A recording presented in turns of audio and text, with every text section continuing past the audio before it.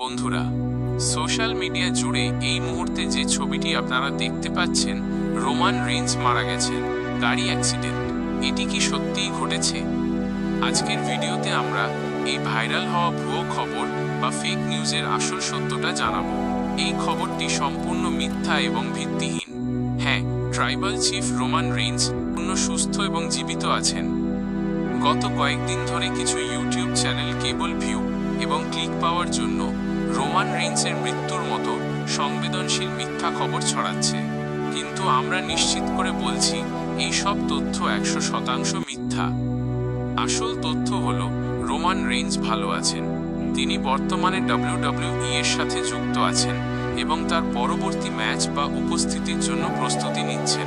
কোনো official WWE source বা বিশ্বস্ত স্পোর্টস মিডিয়া কোথাও তার মৃত্যুর খবর নেই।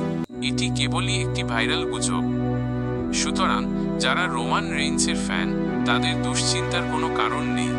এই ধরনের ভিডিও দেখলে তা এড়িয়ে চলুন বা রিপোর্ট করুন।